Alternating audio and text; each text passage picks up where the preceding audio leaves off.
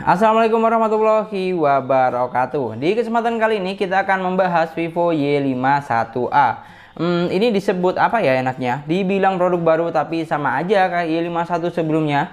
Dibilang bukan produk baru tapi ada tambahan A di bagian belakang. Jujur saya pribadi juga rada bingung sih, tapi ya sudahlah, mari kita bahas.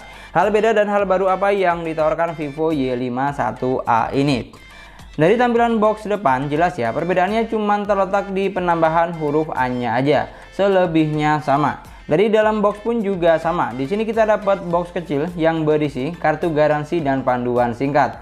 Serta nggak lupa ada juga satu buah SIM ejector dan satu buah soft case bening. Di bagian bawahnya ada unit utama dari Y51A. Lalu di bagian bawahnya terdapat kepala charger yang berkecepatan 18 watt. Kabel charger yang menggunakan port Type-C dan satu buah handsfree.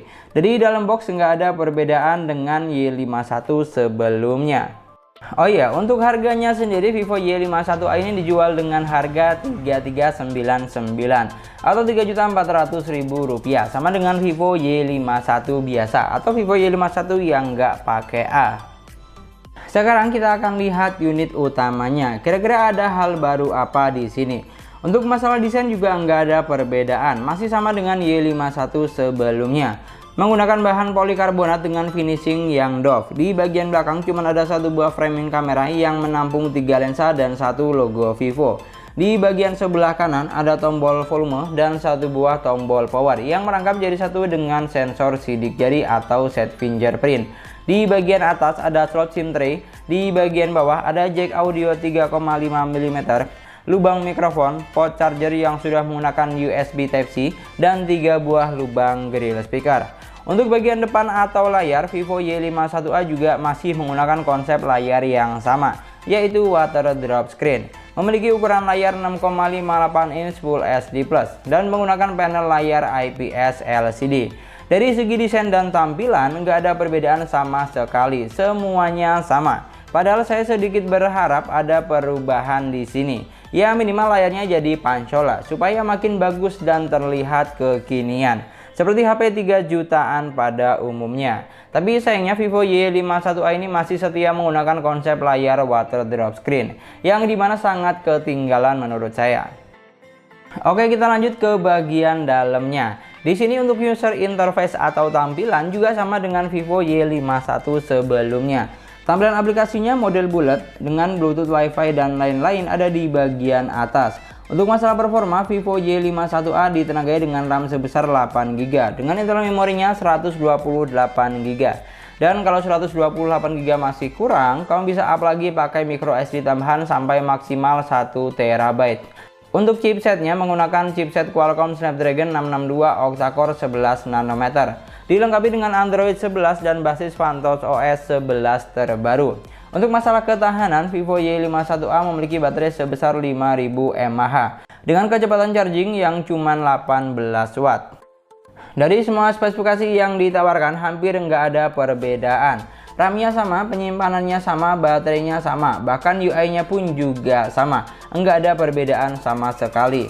Yang membedakan cuma satu hal, yaitu chipset yang digunakan. Vivo Y51 yang lama menggunakan chipset Snapdragon 665, sedangkan Vivo Y51A menggunakan chipset Qualcomm Snapdragon 662. Emang sih Snapdragon 662 lebih terbaru, tapi menurut informasi yang saya baca di Mbah Google, nggak ada perbedaan yang berarti antara Snapdragon 662 dengan Snapdragon 665. Bedanya Snapdragon 665 masih mendukung Wi-Fi 5, sedangkan Snapdragon 662 sudah mendukung Wi-Fi 6. Kalau nggak percaya, kamu boleh searching aja.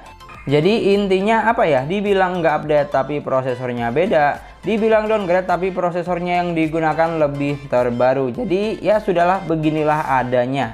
Silakan kamu nilai aja bagaimana. Yang penting kalau kamu yang anaknya gaming banget, nggak usah khawatir. Masih banyak merek lain yang menggunakan chipset lebih powerful buat gaming, seperti Xiaomi atau Realme, dijual dengan harga yang kurang lebih sama. Dari sektor kamera juga nggak ada perbedaan. Dibekali dengan 3 kamera belakang, yaitu ada 48 megapiksel kamera utama, 8 megapiksel kamera multimode yang berfungsi buat foto ultrawide dan bokeh, dan 2 megapiksel kamera makro. Sedangkan untuk kamera selfie-nya juga sama, memiliki resolusi sebesar 16 megapiksel. Fitur kamera yang ditawarkan pun juga sama. Selain mode foto dan video, di sini masih ada mode malam, potret atau bokeh, dan di bagian lainnya ada foto 48 megapiksel, panorama, foto live, gerak lambat atau slow motion, time lapse, profesional, dan dokumen. Dan karena memiliki resolusi yang sama, untuk hasil foto dan videonya pun juga kurang lebih sama dengan Y51 sebelumnya. Dari semua poin yang sudah kita bahas, jelas ya, nggak ada perbedaan yang berarti antara Vivo Y51A dengan Vivo Y51 yang lama. Dari segi desainnya masih sama, spesifikasinya mirip, kameranya pun juga sama. Yang beda cuma tadi, chipset yang digunakan. Sebelumnya menggunakan Snapdragon 665, sekarang jadi 662. Udah itu aja, nggak lebih dan nggak kurang. Jadi chipsetnya diganti menjadi 662 dan untuk tipenya ditambah Y51 ada A-nya. Udah itu aja, jadi biar terkesan lebih terbaru aja gitu. Dan mungkin sekian dulu pembahasan kita kali ini. Semoga videonya gampang dan mudah dipahami, dan yang paling penting semoga videonya bermanfaat. Terima kasih banyak buat yang sudah nonton videonya sampai akhir. Jangan lupa like dan komen videonya. Kira-kira menurut pendapat kamu bagaimana nih tentang Vivo Y51A ini?